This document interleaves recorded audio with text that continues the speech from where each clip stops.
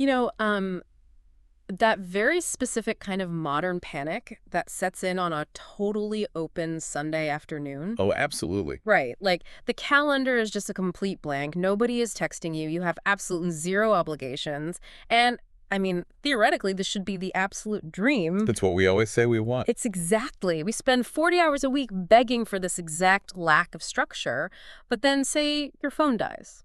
Or, you intentionally leave it in the other room. Which is rare enough these days. Right, but say you do it, the television is off, and Yeah. suddenly you are just sitting there in your living room completely alone. And it hits you. Yes, Yeah. instead of feeling this wave of restorative relaxation, you feel this strange crawling sense of discomfort. Your heart rate actually ticks up. It's almost a low-grade panic. Well, it's the paradox of modern leisure, really. We romanticize the idea of nothingness, the cabin in the woods, the empty schedule, but the actual biological reality of it feels completely alien to us. And it feels wrong somehow. Exactly. When that external stimulation drops to zero, the brain doesn't interpret it as a spa day. It interprets it as an anomaly. And, well, anomalies usually signal danger to our nervous system. That perfectly frames the core tension of what we're unpacking today.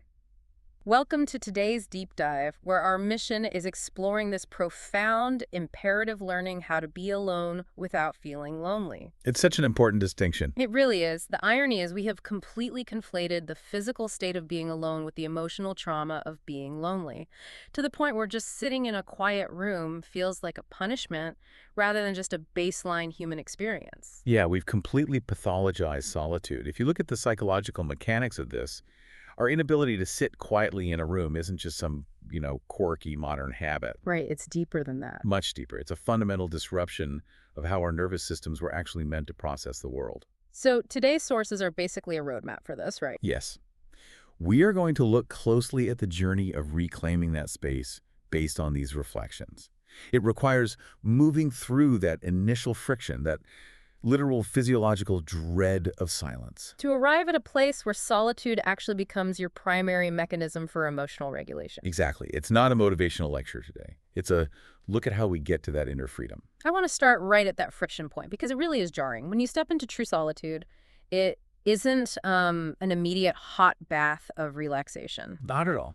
I was trying to visualize this mechanism, and the best way I can describe it is stepping off a loud multi-lane highway into a perfectly soundproofed room. That's a great analogy. At first, the silence is so sudden that it actually hurts. You hear this intense ringing in your ears, but when we step into solitude, that ringing isn't an acoustic sound. Right. It's the unfiltered, deafening noise of your own thoughts. And the neuroscience behind that ringing is absolutely fascinating. When you are on that metaphorical highway, scrolling, working, talking, your brain is actively engaged in processing external stimuli. It's busy. Right. It's utilizing what neuroscientists call the task-positive network. But the moment you remove those external tasks, your brain doesn't just power down into standby mode. It doesn't just go to sleep. No, it switches over to the default mode network, or the DMN. This is the network responsible for mind-wandering, self-reflection, and autobiographical memory. Wait, so it's essentially a background virus scan that kicks in the exact second I close my web browser. That is an incredibly accurate way to put it, yeah. Without active tasks to direct its processing power, the brain just starts churning through all your corrupted, unprocessed emotional files. Oh, wow. So it brings up everything. Everything. It surfaces the lingering anxieties, that awkward conversation you had 3 days ago, the existential dread about your career trajectory. It's constantly scanning for incomplete loops. And because we are constantly stimulated these days, I imagine we have an enormous backlog of unprocessed data. Massive. And processing that requires massive cognitive power, which translates physically into that feeling of crawling unease or anxiety you mentioned earlier. So if you're listening to this, think about the last time you were just left alone with your thoughts. I mean, it's not actually a fear of the living room, is it? It's a fear of what our default mode network is about to stir up. Exactly. We are actively avoiding our own psychological backlog. Pushing through this initial discomfort is the non-negotiable first step toward any kind of emotional baseline. You just have to sit through the virus scan. You have to. You cannot process deep emotional data while simultaneously taking in new data. If you constantly run back to the highway because the quiet room is too intimidating, you remain in a perpetual state of emotional debt. And the backlog just keeps growing. Right, it never goes away, it just compounds. But I kind of want to push back a little here because isn't humans being alone fundamentally, like, biologically dangerous? What do you mean? Well, evolutionarily speaking, a human alone in the woods was a dead human. We survived because of the tribe. So isn't that dread completely justified? That's a really fair point. If my brain is flooding me with cortisol when I'm alone, it's just doing its job, right? It's saying, hey, get back to the group before a predator eats you. You're hitting on the exact evolutionary mismatch that makes this whole thing so difficult. The social brain hypothesis suggests that our brains evolved to their current size specifically to manage complex social groups. Because we needed each other to survive. Yes. For Paleolithic humans, isolation meant separation from the fire, the food supply protection. The neurological pain of social isolation loneliness is actually processed in the very same regions of the brain that process physical pain. Wait, really? The exact same regions? Yeah. The dorsal anterior cingulate cortex lights up when you are socially excluded, just as it does if you, say, burn your hand on a stove. That is wild. So society just took that primal biological panic and baked it into our modern culture. Pretty much. Like, we treat someone sitting alone at a restaurant like they are in imminent danger. We do, but the context has entirely changed. A weekend in your apartment alone does not mean a saber-toothed tiger is going to eat you. We have structural safety now. Right, the environment is safe. But because we haven't updated our emotional software, we experience the geographical fact of being alone as an existential threat. Which brings us to a really vital distinction in this entire deep dive. Untangling the physical state of being alone from the emotional state of being lonely. Exactly. That is the core of it. Because this is where we've been sold a massive delusion. I mean, we use the words completely interchangeably. All the time. If I tell someone, hey, I spent the entire weekend completely alone, the immediate response is always a pitying head tilt and, oh no, are you okay? It's heavily stigmatized. Highly stigmatized. Why is that? Well, the sources point out that it's stigmatized because an entire economic infrastructure is built on conflating the two. Think about the attention economy and social media algorithms. Right, they need us connected. They profit explicitly from your biological terror of isolation. By blurring the line between alone and lonely, they convince you that checking a feed or maintaining a digital connection is a matter of a literal survival. When in reality, being alone is merely a matter of physics and geography. Exactly. It is one human body in a given space. It is completely neutral. It's just an objective fact. I am in the room. No one else is in the room. Yes. Loneliness, conversely, is emotional starvation. It is a feeling of disconnection and lack. And the profound irony of modern life is that you can be incredibly lonely in a crowded room. Or in a marriage. Or while receiving hundreds of notifications on your phone. Yeah. Loneliness is an internal metric of connection, whereas being alone is just an external metric of proximity. You know, I'd argue it's even more insidious than just tech algorithms, though. We pathologize solitude so early in life. Oh, definitely. Think about middle school. Exactly. In school, the kid sitting alone at lunch is the ultimate tragedy. We are conditioned from childhood to view solo time as a failure of social capital. Like you didn't have enough currency to buy a seat at the table. Exactly. We think, well, if I'm alone on a Friday night, it's because I lacked the social currency to secure an invitation. It's seen as a deficit, not a choice. And that conditioning creates a brutal self-fulfilling prophecy. Because we view it as a deficit, we enter into solitude with a posture of defeat. We're already feeling sorry for ourselves. Right. But the sources highlight that if you can intellectually sever the tie between those two words, if you can accept that being alone is a neutral, physical reality, you strip away the shame. You reframe it. You reframe solitude from a punishment into a blank canvas. A blank canvas versus an empty void, that's a massive paradigm shift. I mean, it allows you to approach a Tuesday night with zero plans with curiosity rather than dread. It changes the whole emotional tone of the evening. But, you know, that raises a practical paradox. If we are biologically wired to panic when the tribe isn't around, and our brains immediately start that agonizing background virus scan when the noise stops, how do we actually inhabit that space? How do we do it without freaking out? Yeah. How do we convince our nervous system that the blank canvas isn't a threat?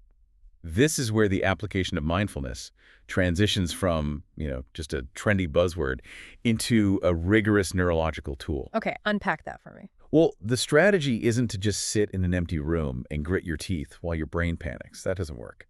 The strategy relies on sensory anchors. Sensory Yeah, anchors. using them to ground the nervous system in the present moment, proving to the brain that there is no immediate threat.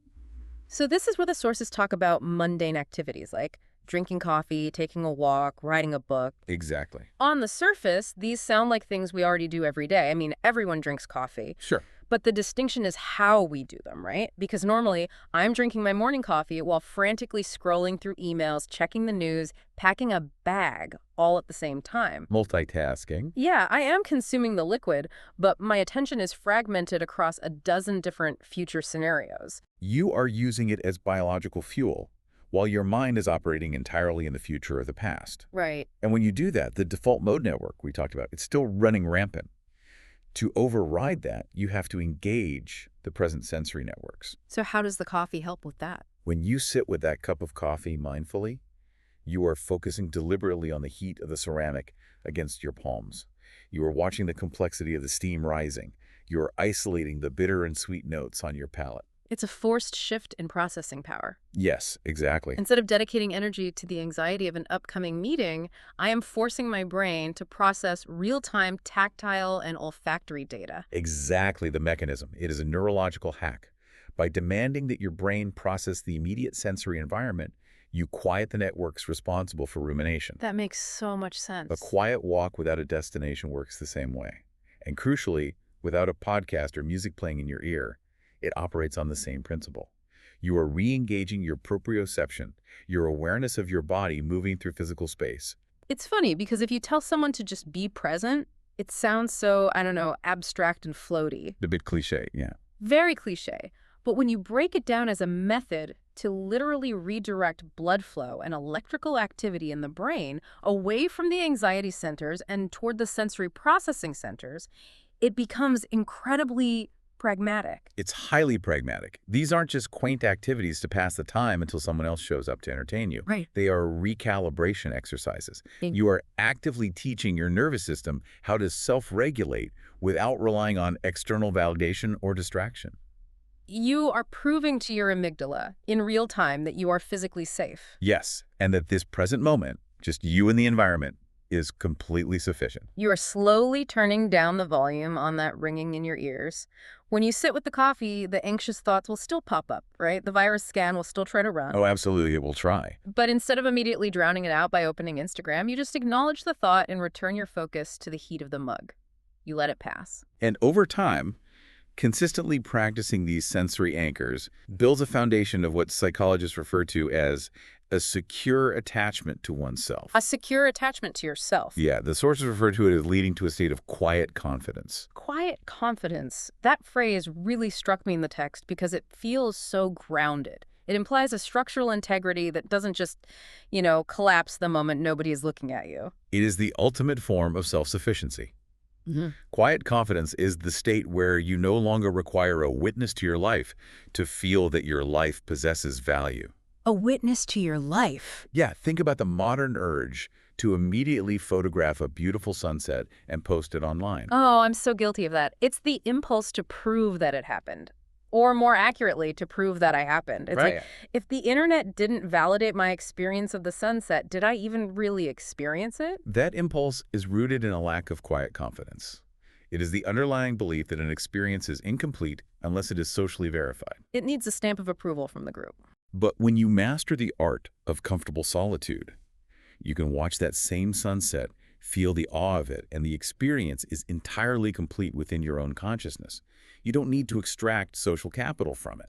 That is a radically different way of existing in a hyper-connected world. It's almost a form of rebellion, honestly. It really is. And this brings us to the deeper transformation that occurs once you establish that quiet confidence. When you stop running from the discomfort and start anchoring yourself in the present, solitude transforms. It stops being a holding pattern. Right. It becomes a laboratory for deep self-discovery and emotional healing. To understand the mechanics of this transformation, we really have to look at how identity is formed in a highly socialized environment. Okay, let's look at that. From the moment you wake up, you are bombarded with external projections.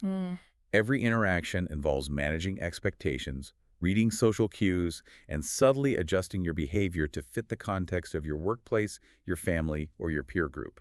We act as thousands of tiny mirrors all day long.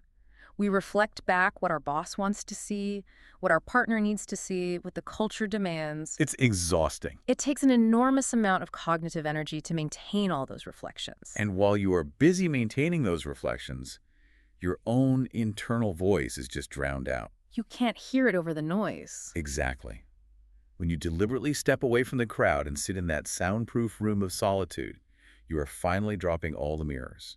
You create the acoustic space required to actually hear your own baseline frequency. You basically have to clock out of managing others to start managing yourself. That's a great way to phrase it. The analogy that comes to mind, and I think about this a lot, is that this process of self-discovery is like finding a locked chest in the basement of a house you've lived in for years. Okay, I like this. You've walked past it a million times. You know what it looks like on the outside.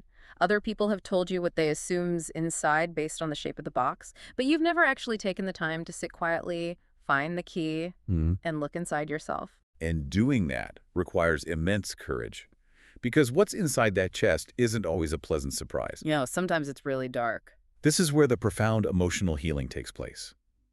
Healing requires the slow, uninterrupted processing of our own traumas, desires, and regrets. We mentioned the default mode network earlier during sleep. Our brain uses REM cycles to process emotional data. Right, dreams and all that. But waking processing requires intentional solitude. You cannot metabolize a deep emotional wound while you are simultaneously trying to manage the emotional temperature of a room full of people. You can't grieve properly if you're worried about whether your grief is making the person next to you uncomfortable. Precisely. Solitude offers the unjudged space to let those emotions expand to their full size. They need room to breathe. They do. Furthermore, identity is not static. The person you were a decade ago, or even a year ago, is not the person you are today. Hopefully not. Right. But if you do not regularly take inventory of your own mind in solitude, you run the very real risk of living a life designed by an older version of yourself. Or worse, a life designed entirely by societal expectations. Exactly. You know, it makes me think the midlife crisis is essentially just the delayed explosion of someone who never spent any time in solitude checking in on who they were becoming. That's a very accurate psychological assessment. They wake up at 45 and realize they've been wearing a suit tailored for somebody else. And when they finally face that realization, the discomfort is agonizing. This is why the journey requires such immense patience. When you finally sit alone and open that chest, you might find chapters of grief you postponed. Or resentment you swallowed. Or desires you've been too terrified to voice aloud. Which brings us right back to why we lunge for the smartphone in the first place. Exactly. It's an immediate neurochemical escape hatch. A hit of dopamine to numb the pain of self-reflection. It's an anesthetic. But relying on that anesthetic stunts our psychological growth. Yeah. You have to be willing to sit with the messy, contradictory parts of yourself. Offering yourself grace and absolute acceptance without reaching for the distraction. It's hard work. But the reward for enduring that friction, for doing the agonizing work of processing your own internal data, well, it's what everything we've discussed builds toward. The ultimate realization. Yes, true freedom. Let's dig into that, because freedom is a concept that is deeply misunderstood in contemporary culture. Completely misunderstood. We almost exclusively define it through external metrics. We think freedom is financial independence, so we don't have to answer to a boss. Or it's geographic freedom, the ability to travel anywhere. We view it as an escape from obligation. Right. It's always defined by a lack of external constraints. But true freedom, in a psychological sense, as these sources argue, is entirely internal. It is immunity. Immunity. The most powerful takeaway from understanding solitude is that when you become completely comfortable with yourself, when you realize that your own company is sufficient, you become immune to the emotional levers that society uses to control people. Let's break down that immunity because it's really fascinating. If I have achieved that quiet confidence we talked about, suddenly the fear of being left out, FOMO, loses all its leverage over me. Because FOMO is rooted in the fear that meaning is happening somewhere else, and you are being denied access to it. Right, like the party is where the value is. But if you have cultivated a rich internal landscape, if your baseline state in your own living room is peaceful and engaging, your backup plan for a canceled social event is simply hanging out with someone you genuinely like. Yourself. Yourself. The party is no longer required for your emotional equilibrium. That immunity completely rewires how you interact with the world. I mean, think about the incredible amount of misery people tolerate. It's simply to avoid a quiet room. It's staggering. People will stay in toxic, degrading relationships for decades. They will endure terrible jobs with abusive cultures. They will maintain exhausting friendships that drain them dry. All because the underlying fear is, if I set a boundary and walk away, I will be alone. And alone is a void. The fear of isolation is the primary driver of settling. When you are terrified of your own company, you will compromise your core values just to keep a warm body in the room. You negotiate from a position of absolute desperation. But when you possess internal freedom, your dynamic shifts. You hold the ultimate trump card in any negotiation, whether it's romantic, social, or professional. The willingness to walk away and be perfectly fine on your own. It is the ultimate leverage. It really is. And the beautiful paradox here is that achieving this level of independence doesn't make you a hermit. Not at all. It actually makes you a vastly better companion to others. Because you stop using other people as a human shield against your own anxiety. Exactly the dynamic. Think about how exhausting it is to be in a relationship with someone who is terrified of being alone. With a lot of pressure. They are constantly demanding that you regulate their emotions, that you entertain them, that you validate their existence. It is a very heavy burden to place on another human being. You aren't actually loving them at that point. You're using them as emotional medication. That is a harsh but very true way to put it. But when you have mastered your own solitude, you no longer cling to people out of a desperate survival instinct. You aren't asking a partner or a friend to carry the impossible weight of making you feel whole. You engage with them from a place of abundance rather than deficit. Yes. You choose to be with them simply because you want to share your already complete existence with them. It allows the people in your life to just be themselves, rather than forcing them to play a role in your emotional life support system. You show up whole, and you allow them to be whole. That feels like the true definition of inner peace. To stand completely steady in your own presence, knowing that whether the room is packed with adoring friends or completely empty, the baseline of your contentment does not fluctuate. It is the ultimate resilience.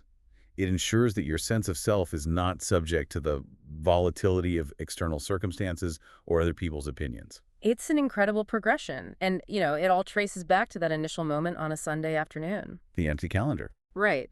We start by acknowledging the jarring discomfort of silence and understanding the neurobiology of why our brain panics without external data. We unlearn the societal delusion that physical solitude equals emotional loneliness. We use sensory anchors, like the heat of the coffee mug, the rhythm of a walk to override our anxious networks and ground ourselves in the present. We use that quiet space to process our emotional backlog and hear our own voice. And finally, we arrive at the profound internal freedom of knowing our own company is enough. It's a mechanism for reclaiming your own mind.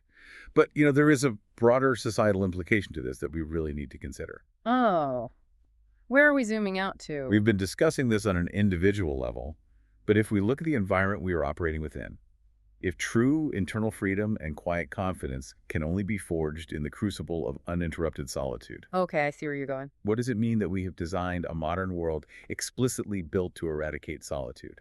Wow. I mean, we do live in an infrastructure of constant connectivity. We are perpetually reachable. Yeah. Between notifications, endless algorithmic feeds, and the cultural expectation of instant response times, true silence has become an endangered resource. We are actively discouraging the exact conditions required for human beings to develop self-awareness and emotional resilience.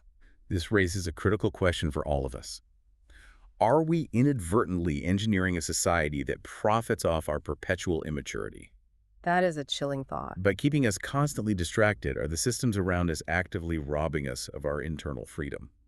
And if so, solitude is no longer just a nice wellness practice. It's a radical act of self-preservation. Exactly. That means we have to fiercely protect our quiet moments, treating them not as empty space on a calendar, but as the critical infrastructure of our sanity. It requires actively fighting for the right to be unreachable. That is a staggering paradigm to end on. If you are listening, the next time that sudden silence hits and the instinct to reach for the phone flares up, just pause. Let the virus scan run. Feel the heat of the coffee mug. You are stepping into the most vital space you can inhabit. Thank you for joining us on this deep dive. It's been a pleasure. Until next time, protect your quiet, take care of your mind, and remember, True freedom begins when you realize you are already in the best company you could ever ask for.